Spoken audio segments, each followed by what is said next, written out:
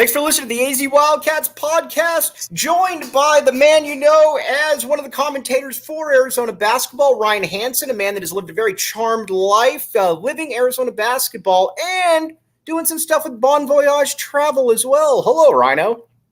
Always great to be on, Mike. Back the A as always. Let's just get that started right there from the top. Let's get it started, my man. All right, now, I wanted to ask you this. Arizona is now going to the Big 12. I'll be honest with you. At first, I was a little sad about the Pac, but that took me about a month to get over, and I'm stoked about this. Arizona basketball going to the best basketball conference in the country. Yes, please sign me up. Well, you had the GOAT on earlier this week, Brian Jeffries, and I did listen to his comments, and he's kind of in the same place I am, which I think as you as well. 45 years of Pac-10/Pac-12 history and basketball memories, great rivalries that, while yes, they are kind of going by the wayside, boy, I tell you what's left if Arizona would have stayed, you can't compare and say, right, well, I wish the Pac-12, well, guess what? You can't wish that it was going to stay together because it was blown up a year ago in all reality. So what is in the best interest for Arizona? I think overall it's the Big 12. I'm thrilled about it. But from a basketball perspective, night in and night out, Arizona, I promise you, will be better prepared for postseason play, the NCAA tournament, because of its Big 12 affiliation than the Pac-12 or Pac-10 every single year. It's going to be a gauntlet, which isn't that what you want? I think yes. Arizona's better off. Yeah, and on top of that, Rhino, I would much rather go into a tournament, let's say 27-8, as opposed to 35-3, where, you know, yes, we play a couple good teams here and there, but there's a lot of Oregon States, there's a lot of Stanford's, Cal's on there, which it's weird to say that now because in the 90s you certainly wouldn't have said that, but there's just a lot of, for lack of a better term, gimme games almost, where in the Big 12, it's night in and night out. It's Kansas. It's K-State. It's Baylor. TCU. You can just go on and on down the line. And with the way that Tommy Lloyd likes to schedule, this is right up his alley. For sure. And that will be an interesting decision, and we will need to follow what he's going to do in the non-conference. But in the short term, right, you look at that first season in the Big 12, you can expect Arizona to have a killer non-conference schedule again because things are already in place. Battle for Atlantis, Duke and McHale. I mean, and the Big 12 as your slate there. That's going to be a fantastic year. But will Tommy, this is a question. I don't know if he will or not. Will he schedule as aggressively as he has been, knowing what the Big 12 lies in wait versus what he's been looking at from a Pac-12 perspective, probably closer to what he was used to at Gonzaga with a conference slate not as good. Definitely Pac-12 better than the WCC top to bottom. Let's not get crazy here, but I think he felt like without a multi-team event this year, he had to schedule up. Will he continue to feel that same way as the years go by? I hope so, right? That's something that is a hallmark of the elites in college basketball. Kansas doesn't shy away from it. Carolina doesn't shy away from it. UConn doesn't primarily under Danny Hurley shy away. That's the crop we want to be sitting with. That's the pack we want to run with. Right, exactly. That's the pack we want to run with. I like that there, Rhino. That's very good. Now, when I think back to like kind of the early 2000s, remember because when Lute lost everybody, when Gilbert left, when Richard left, when Mike Wright left, and then that following season, you're playing off the top of my head, it was Maryland, and I'm trying to just think off the top of my head, it was like 5 top 10 teams. And then, oh, by the way, you had UConn mid-season as well. This kind of like I said, this brings me back a little bit to that era where it's just game after game after game. And like I said, I'm just super giddy. Yeah, that's like couple of really funny tidbits and ironic tidbits of that 2002 season for Arizona from a scheduling standpoint. You hit it. Arizona started Maryland, Florida. They played Kansas, UConn. Right. How about this tidbit? The only non-conference team that did not end up playing in the NCAA tournament that year for Arizona, Purdue. That was Wow. the dog game. That was the bad game. Like, think that through. There were no gimmies. Like, that is a true non-gimme. The second tidbit, I was the director of operations at the time, worked closely with one of our administrators to put that schedule together. And then the following year, from then on, for about 10 years, I did it solely myself with Coach O. But the administrator I worked with, current athletics director from the University of Utah, Mark Harlan. Mark Harlan.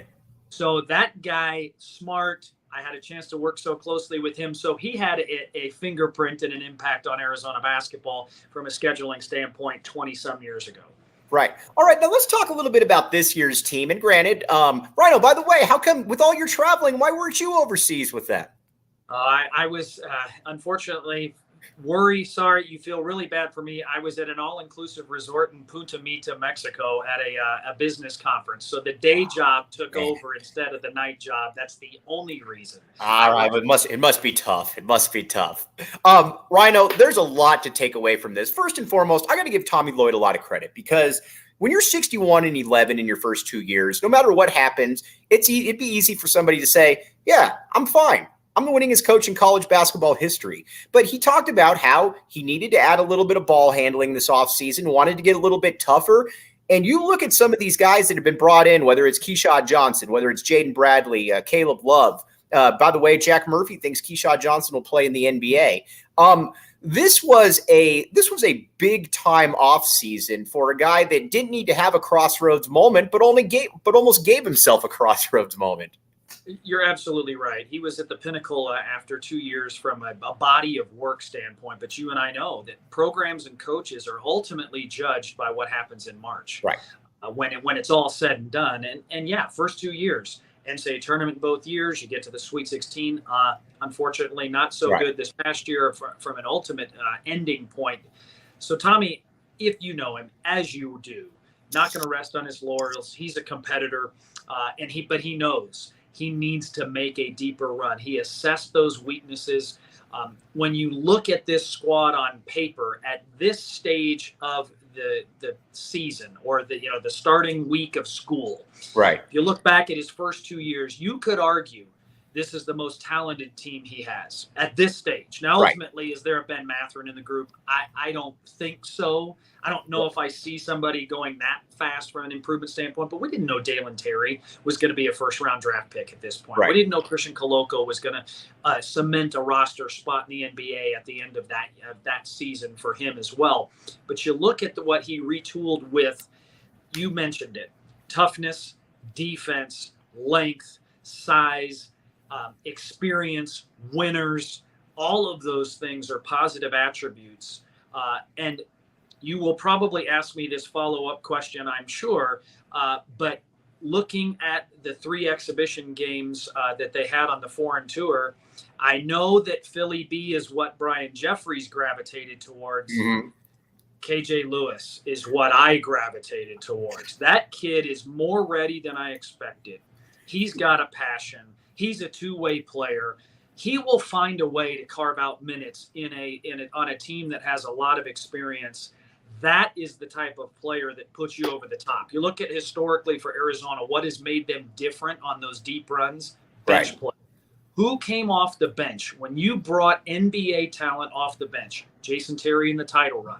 Mm-hmm. Luke Walton in the 2001 run. Judd Buchler and that crew on the 88 team. 03, you could go with Son and Iggy, even though it's an Elite 8. Absolutely, right? Ultimately, you had NBA talent stocked on your bench. KJ Lewis has the tools, man. I'm not going to project him just yet as an NBA player, but when you look at just that one small sample size of 2 games, I really like what I see early on. You know what baffles me about him, Rhino, is that he passes all the eye tests. He can move, he's physical, he's athletic, he wants to learn. Sometimes guys just miss it in the recruiting rankings, and I'll tell you what, I haven't seen all 100 other players in the country, but I would be highly surprised if there's 81 better prospects coming into college basketball as freshmen than KJ Lewis. Yep, and I surely hope that, and I trust Tommy's doing this. I'm not on the bench. I'm not in the locker room. That's not my job. He's far better at it than I am, but I surely hope that I think this is a great situation for KJ Lewis. Those highly rated guys typically go to teams that they're going to start right away, be dependent on night in and night out. You and I know it takes a really unique player as a freshman to be consistent for 30 plus games and be the number one or number two option offensively, or have to be called upon as the game winning player. KJ's in his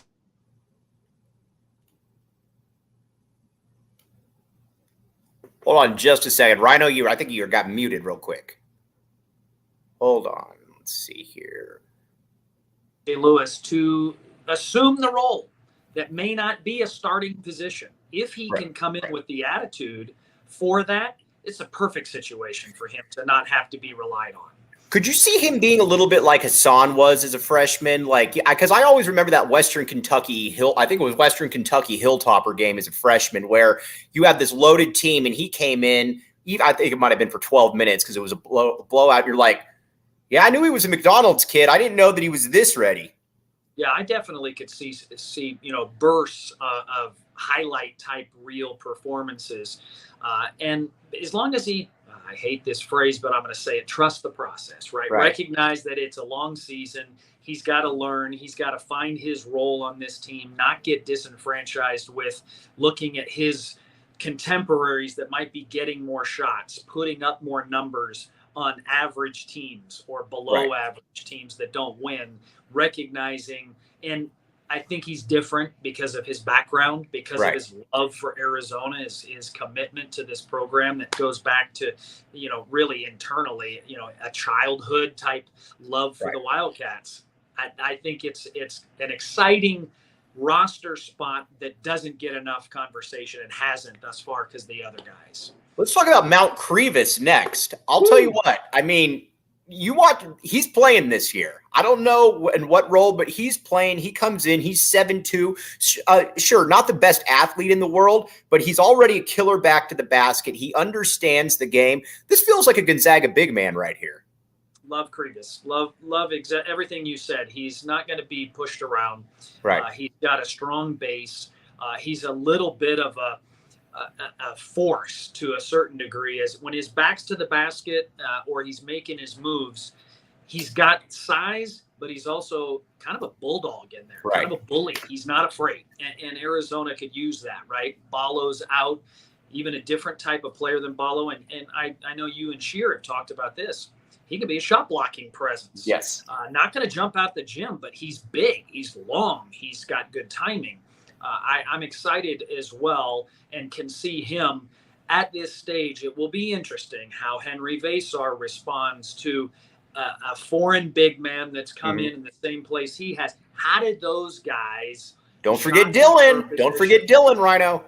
Well, when you look at what Dylan brings to you, he's a little bit of a Bigfoot runner. Yeah, kind of a stormtrooper. You can almost hear him running, which is not a good sign for an elite level antelope athlete, which he's not. But he's got sneaky quickness, a great motor, and again, another guy who, if he trusts Tommy, trusts the coaching staff, he can give you the minutes that Arizona could need in spot form. I just see Ballo and Crevis and Keyshot and Pella playing the 4. So there's may not be as many minutes out there for Dylan to make a season-long every game impact, but there will be opportunities. What I would like to see Dylan do is I would like him to take the Ricky Anderson approach, where you come in here for a year or two, not quite ready, nothing wrong with that, but you got some ability, red shirt, work on all of that stuff, come back with 3 more years. I'd like to see that Ricky Anderson approach, and quite frankly, I don't think it's used enough in college basketball.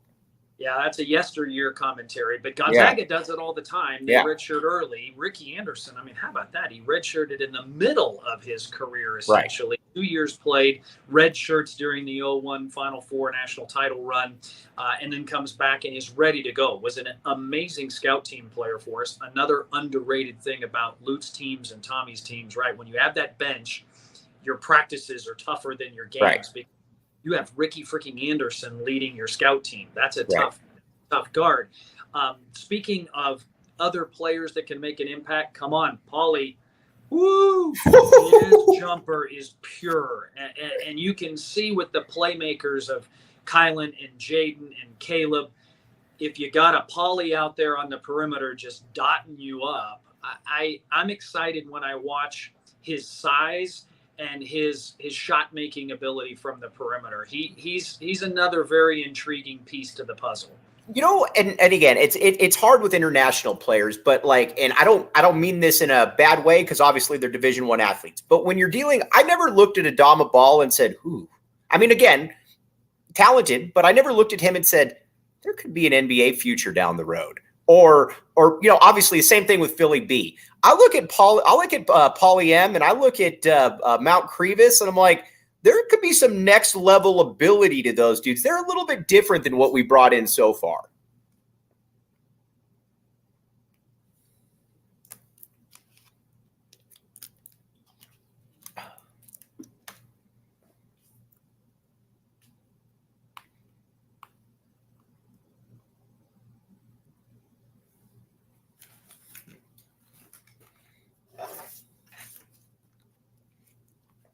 Rhino, you went mute.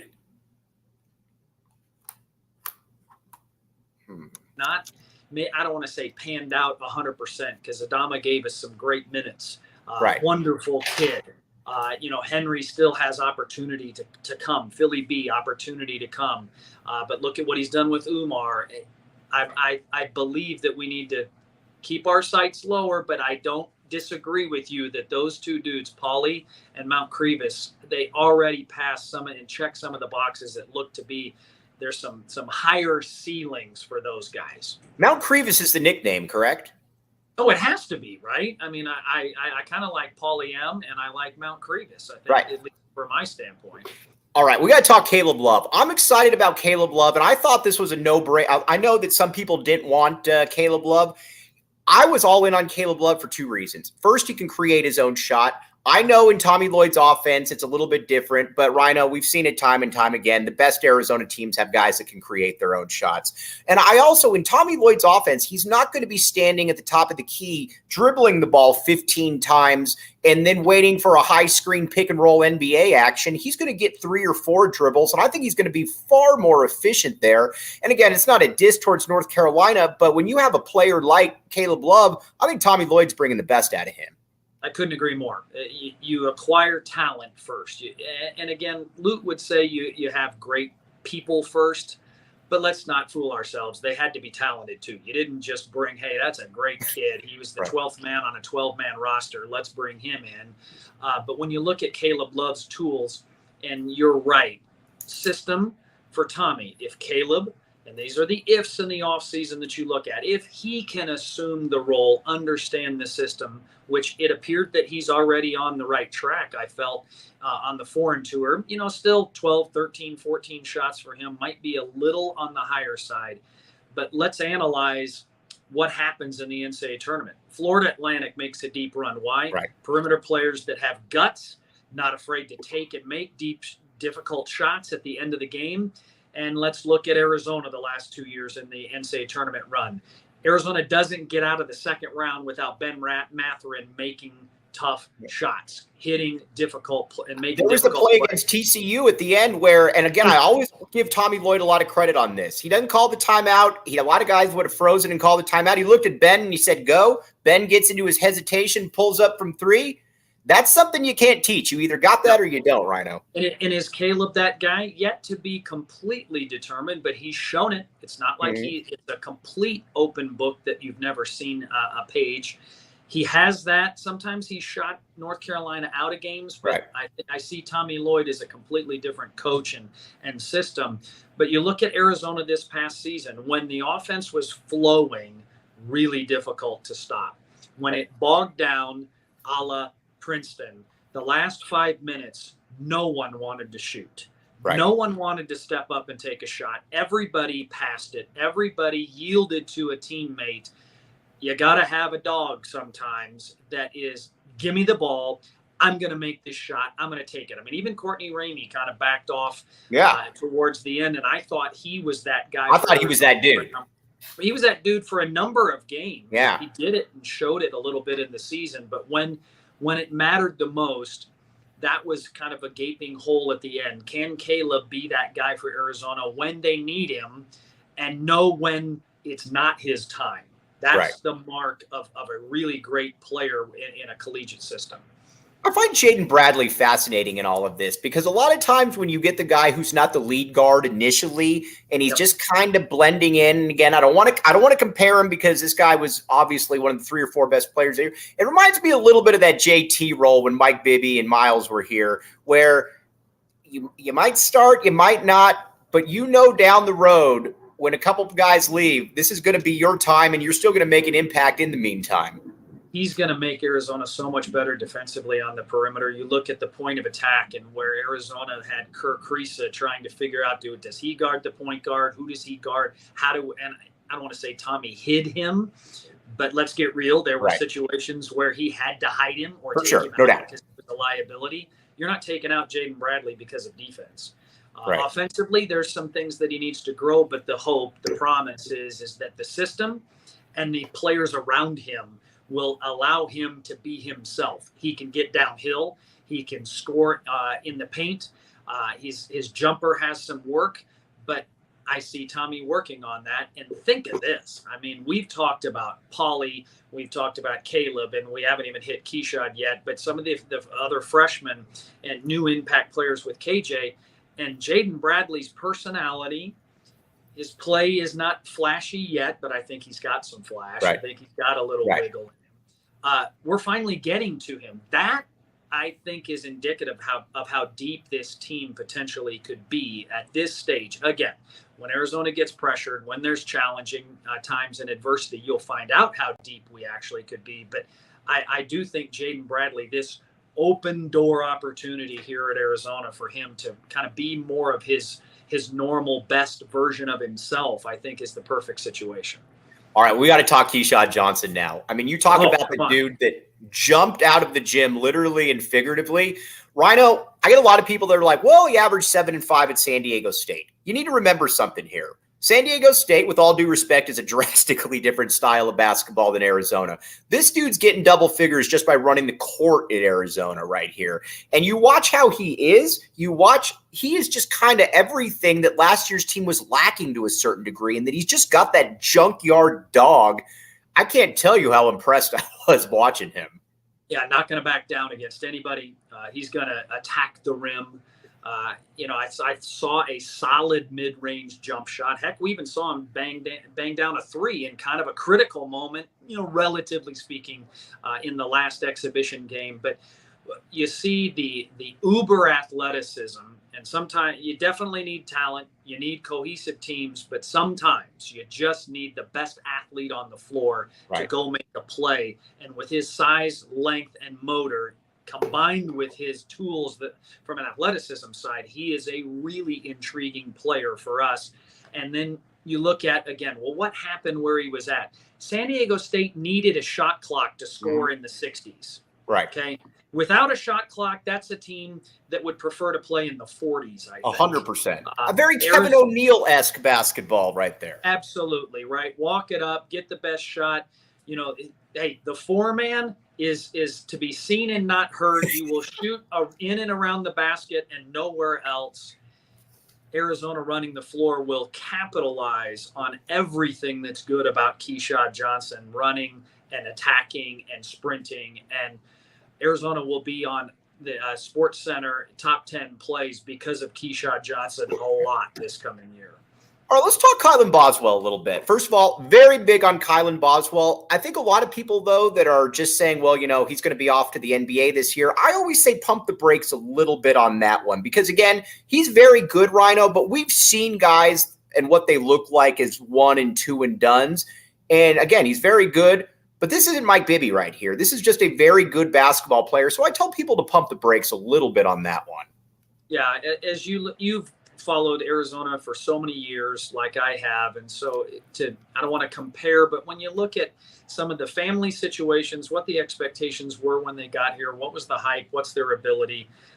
Maybe you look at a Nico Mannion who was on the verge of having enough talent to leave after his freshman year. But I think we all know now, that was a family move. That was a calculated, we are going for 1 year. Right. I have no inside information about Kylan Boswell's intentions of graduating early and coming to Arizona. Right. Was that the plan we want to be two and done, and we're just going to get that clock started sooner? I don't know if that was the intention. He's got a great support system, though, from my understanding. Very involved, very smart, though. They're paying attention. I'm excited about Kylan. I don't ever worry or get caught up in he's only going to be here one more year. Right. If he can play at the very best of his abilities and put himself in a position to be an NBA draft pick, that's great for Arizona. Because that means we're winning a lot of games. We want that, right? Right. If Kylan can be a first-round draft pick at the end of this year, to me, that's great for Arizona. That means really good things are happening for Arizona. If Arizona's backcourt, one of its, point guard, two guard, whatever, however he and Jaden kind of figure out the numbers. By the way, college basketball, there is no real point guard anymore or shooting guard. It's in the backcourt. But if Kylan is an NBA prospect at the end of this year as a potential first rounder, that's great for Arizona. We should be rooting for this. We should be. We should not be afraid of this. And I hate the two, and you know what? It's what it is. Right.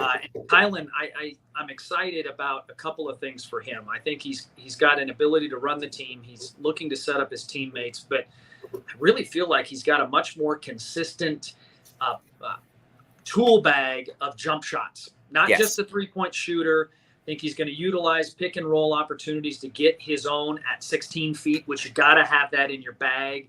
He's got a really nice step back jumper to create space. It looks like a solid shot for us.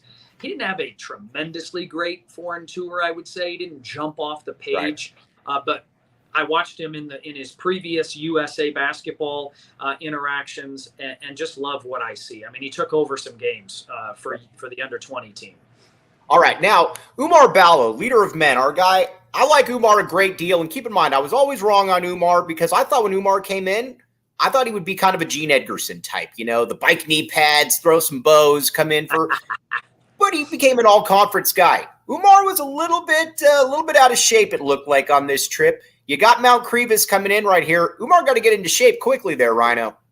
Yeah, I don't discredit your evaluation. I think it's spot on. I think you could probably argue that the jump that he had from his first year to second year probably was very much his physical transformation, his ability to get a stronger core, quicker, faster, stronger, more in shape. That attributed a lot of why he made that jump.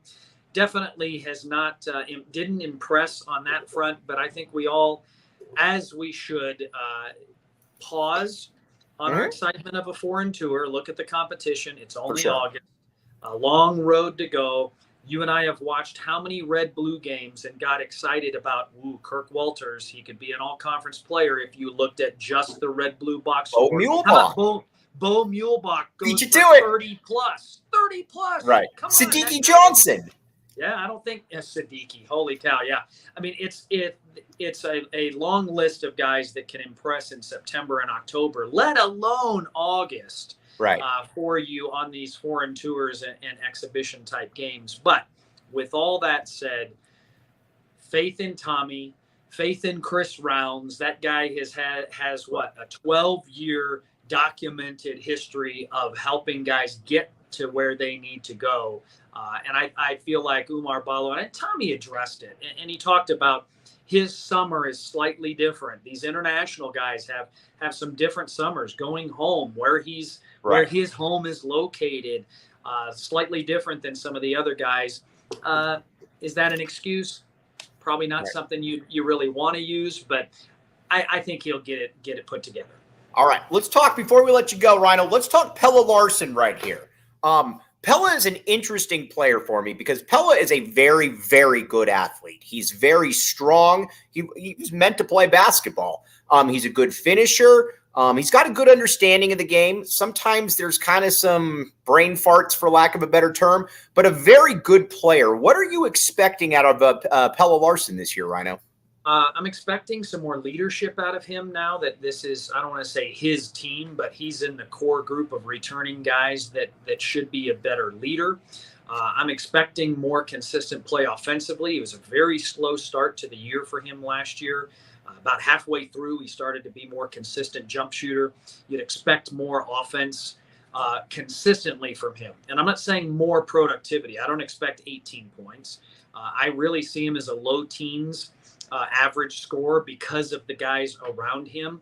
But he needs to be reliable offensively for us. He was outstanding defensively from a reliability and a versatility standpoint. I expect nothing less from him defensively, from an effort and energy standpoint. But he needs to be more reliable offensively. Will he has his ball handling improved to a point that he is a perimeter player in the NBA?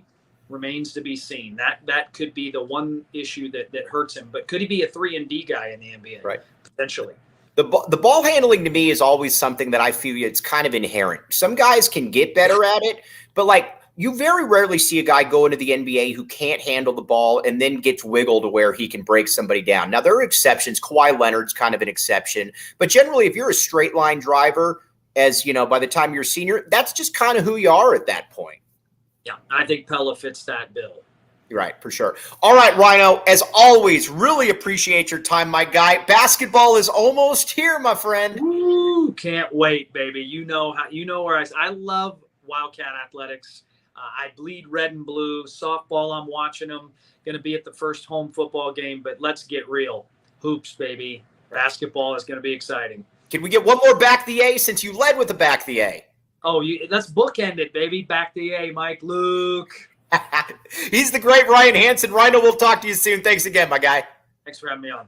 All right, that's Ryan Hansen right there with the coolest job in the world. I would, and you know what? He deserves to have that job because that's how cool he is. All right, I'm going to catch up on some reads. By the way, guess what, my friends? DraftKings. All right, here's the deal. You waited all year, and the time has finally arrived. College football is back, and so are the traditions, the tailgates, all of that. Right now, the new customers can score $200 in bonus bets instantly when they bet just $5 on any college basketball bet. Gambling problem, call 1-800-GAMBLER. In New York, call 877-8-HOPENY or text HOPENY 467-369 in West Virginia. Visit www.1800gambler.net. In partnership with Hollywood Casinos at Charlestown Races, all games regulated by the West Virginia Lottery. Please play responsibly. In Connecticut, help is available for problem gambling. Call 888-789-777 or visit ccpg.org on behalf of Boot Hill Casino and Resort, Kansas. 21 only, 21 up. In most states eligible, but age varies by jurisdiction. See DraftKings.com/sportsbook for details and state-specific responsible gambling resources. Bonus bets expire 7 days after assurance. Eligibility and deposit restrictions apply. Terms at sportsbook.draftkings.com/football terms. Wow, that was very impressive work by me. I have to give a lot of credit to myself right there. All right. Now, also, one other thing, and then we're going to talk some football right here because we got a lot of football to get to as well. But Shady Rays. All right, you look at Ryan Hansen. Ryan Hansen's cool. As we all know, I am not cool. Shady Rays is here to make people cool and to be good in the sun. Exclusively for our listeners, Shady Rays is giving their best deal of the season. Go to shadyrays.com and use code PHNX for 50% off 2+ pairs of polarized sunglasses. Try for yourself the shades rated 5 stars by over 250,000 people. All right. Now, we got to get some football here. Broke this all down. We're going to go unit by unit right here and talk about the strengths of this team and where we grade out the units. I'm gonna do my best right here. So quarterback, and you guys all tell me if I'm right or if I'm wrong because you are all smarter than me. Quarterback, I am going a B to a B+. Right now, I'm going B, but B plus is certainly in the possibilities right there. Jaden DeLora, just need JDL to be consistent. As we've talked about time and time again, just need him to be able to limit those four interception games. If you have a bad game, have it be for 200 yards and a touchdown and no picks, or 2 touchdowns and 1 pick.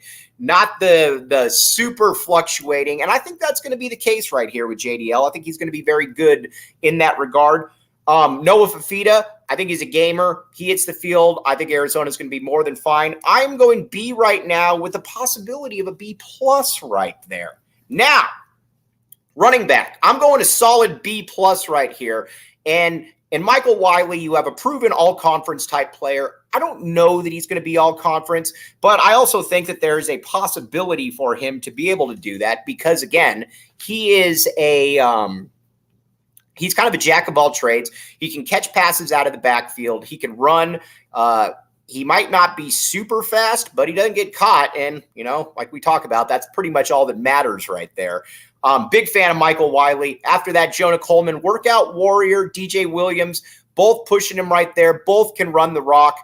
More than okay with both of those guys. I think this is probably the best running backs unit here since I'm going to say it. I'm going to say it since Kadeem Carey was walking the earth right here. That's how good I think it is right there. Now, wide receiver. A plus. I don't care what anybody says. Arizona has as good a wide receiver unit as there is in the entire country. I don't care what anybody else says. When you got Jacob Cowing, first, second team All-American, very good on his part. And you've got T-Mac, who I think is going to work his way into an All-American realm this year. It's hard to get much better than that. Oh, and by the way, yes, you lost Dorian Singer. You bring in Montana Lamonius Craig, ex-4-star kid out of Inglewood, tore up the Colorado scrimmage, looked very good at doing it. The only thing that I would like to see a little bit more is I would like to see a little bit more of a rotation there because I think you have the ability to move some players around. I want to see Kevin Green. I would like to see Kevin Green more, not less. And then you got some other players then. You got a Jackson Holman. You've got a Malachi Riley. You got some other freshmen in there, not even including Speedy Luke, Pham, kind of in that auxiliary unit right there. But this is an A-plus unit right here. You've got to give Jed Fish just a ton of credit for what he's been able to do. And that unit right there is the key. Now, tight end. Tight end. Where are we going with tight end right here? Tight end, I am going a B+. B+. Big reason is Tanner McLaughlin is awesome. Excuse me, I just belched. Too much Del Taco. Sorry, Steve. But if you have those two tight ends right there in Tanner McLaughlin, who I think is on NBA, who's on NFL radars right now, and then you also have Kean Burnett, who I think is really going to emerge this year. That's a nice little two-headed monster right there. And it wouldn't surprise me at all if you find Tanner McLaughlin on one of those let's just say it. If you find him on one of those all-conference teams and being a draft pick next year, he's got that kind of ability. Now, as we've talked about, before we get to the offensive line, which really, to me, is the testament of how good Jed Fish has done, the first thing, though, that we need to talk about, though, a DraftKings pick of the week right here. All right, my DraftKings pick of the week is... You all know it. Take the over of Arizona football right here. We got your money last year with it. Go back to it and say, you know what? I want more money. Take the over of 5. You'll thank me. It started at 4.5. I think because of the strength of the PHNX Wildcats movement, it has gone up. We're going to continue to do that. That is my DraftKings pick of the week right there. But again, we check it out. Take the over of 5 right there. All right, now let's get to the offensive line here because this is really the key for me as to where Arizona is in their rebuilding process. This line is loaded with NFL players. When was the last time that Arizona's offensive line was loaded with NFL players? It's been a long time, and I mean a very long time. I think this is the best starting offensive line since you're going back to probably like 98. Where you had big Yusuf Scott, you had Edwin Mulatalo, You had dudes like that. Across the board, Jordan Morgan at that tackle spot is a first or a second round pick if he's healthy. Then you got Jonas Savaiinaea, who's going to be a first round pick at the other tackle. Then Wendell Moe, who really kind of caught fire at the end of the season. He's obviously they feel very good about Wendell Moe in there. And then you've got Raymond Polito. Polito to me is a lot like Jonas Savaiinaea in that he's very, very good. And you're wondering why in the world were you not rated higher than you were? He's a monster. I could see him doing a little bit of what Big Jonah did, where he moves outside after next year once Jordan Morgan leaves. But this is a very, very promising offensive line. And we can't forget Josh Baker. I think a lot of times I do a disservice to Josh Baker by not really giving him maybe quite the credit that he deserves. Josh Baker is the man. And he is coaching staff feels very good about him, obviously. And not only do they feel good about him, they think that he can be he's kind of that anchor of that offensive line, to be honest with you. He's not overwhelming, powerful, but he's good enough. And I think that's pretty much all you really care about if you're the U of A. But that offensive line right there, that starting unit, you get an A right there. Now, I'm going to have to give it a B overall because there's a lot of unproven depth, but that starting unit right there, that's an A, and that is a tip of the cap to Jedd Fisch right there for what he's been able to do. Now, let me tell you a little bit, too, about Saturday Neon. All right, Saturday Neon. You see that A right there? Actually, and that's me. I pointed it the wrong way. Boom. That A, that is Saturday Neon right there. And here's the deal. Go to SaturdayNeon.com and use code PHNX for 10% off your order today. Free shipping for over $200 orders right there. This thing is awesome. It lights up during the day, during the evening. It dims, it glows. You can do a lot of different things with it. It's very exciting. Appreciate that.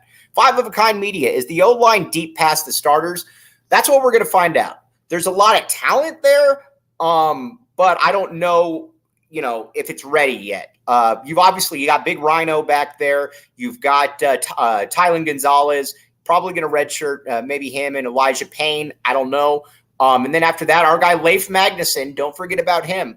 But there's a lot of questions. You got Borjan, you got Lange, you got dudes like that. But there's a lot of questions in play as far as the reserves. But they are big and they are talented. So that is a good thing. All right.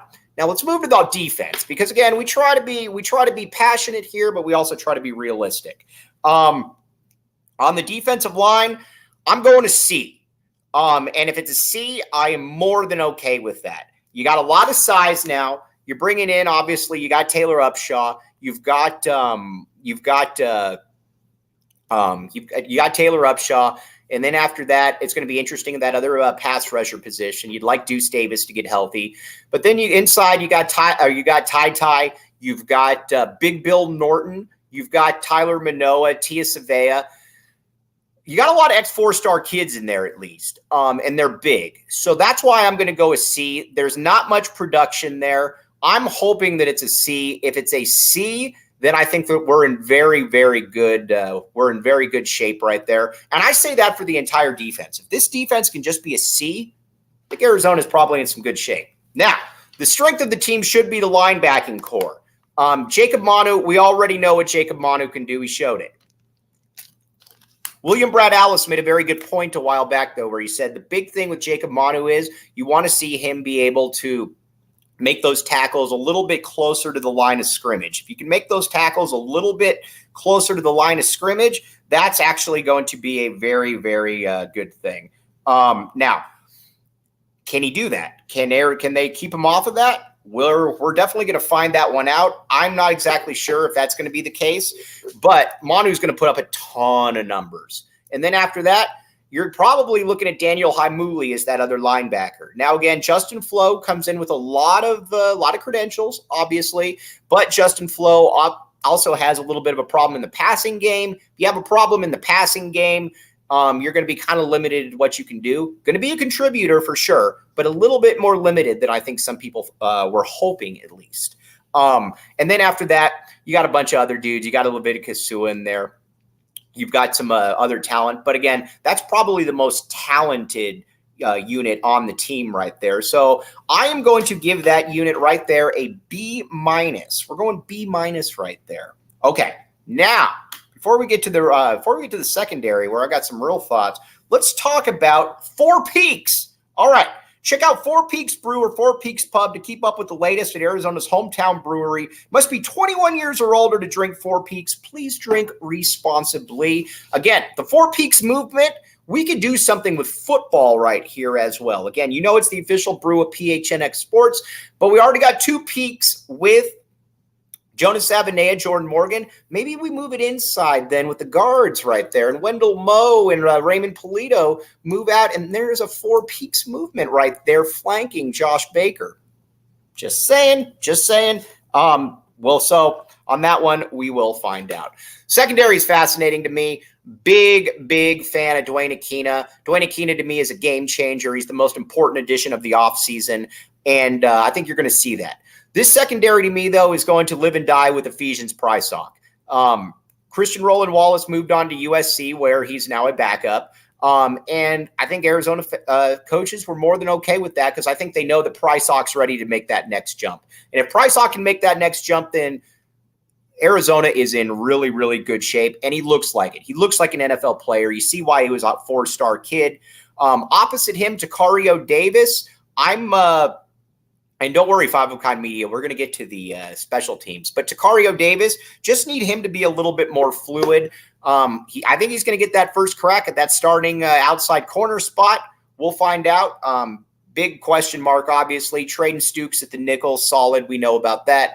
Then at the safety spots, a lot of this I think is going to be up to Dwayne Aquina. How much does Genesis Smith play? He's definitely going to play. How much does he play? Then Gunnar Maldonado is going to play. We know that Gunnar is very good, but Gunnar also has some weaknesses right there. Isaiah Taylor as well in that passing game. That to me is kind of an incomplete grade. If you were going to ask me how I would grade out this unit, I'd probably say C-, something like that. But I would take it. If this defense is a C-, Arizona is winning games, and you know that you should be betting on the over either way. But if Arizona is a C- on defense, would totally take it. Now, special teams. I don't worry as much about special teams anymore, and maybe a reason that I don't worry nearly as much about it is because of OGs. Okay, now, here's the cool thing with OGs that we got going on right now. You can, being a PHNX listener just got a whole lot sweeter thanks to our buds at OGs. Right now, through August 31st, you can get 25% off 100 milligram bags of the fruits and the creams on all the Arizona, the Flower Shop locations. All you have to do is go to theflowershopusa.com, place an online order, and use discount code PHNX at checkout. Then head to your nearest Flower Shop location for pickup. That's right. This deal is exclusive to our PHNX listeners, and reminder, it's available only for online orders that are picked up in person. Discount code PHNX is active until August 31st, so go get to #flavoringlife. All right, Five of a Kind Media, and I'm sorry I wasn't able to get to all your guys' comments when it's we got guests like Rhino. It's a little difficult for me, but don't worry, we will get to those all next week. Special teams. And I've been saying this for a while. Kyle Ostendorp is one of the best punters in the country. That's an A right there at that spot. And I feel comfortable with Tyler Loop as the kicker. My whole thing after we've gone through the Zendayhosses and all that other nonsense is just have me a field goal kicker that can make things inside of 40 yards without kicking the ball into the butt of the offensive lineman or causing concussions. We're good in both those. One of my only qualms with Jed Fish, and again, I think Jed Fish has done an A+. I need Speedy Luke returning kicks. I don't want the fair catch thing that that Arizona did all of last year where you have Anthony Simpson back there to fair catch it. I don't want Jacob Cowing returning kicks. It's too important. Fam needs to be back there. We need to entrust Fam, and Fam, you need to hold on to the football, but I have all the faith in the world that Fam will. All right. All of you guys out there, you are absolutely fantastic. You're all great. Football is here, my friend. Football is here. Excited about all of that. And we're obviously going to keep talking basketball. But for the great Ryan Hansen, Jacob Franklin behind the scenes, and all of you, really appreciate it. I'm Mike Luke. We will be back with you Monday. You've been listening to the AZ Wildcats podcast.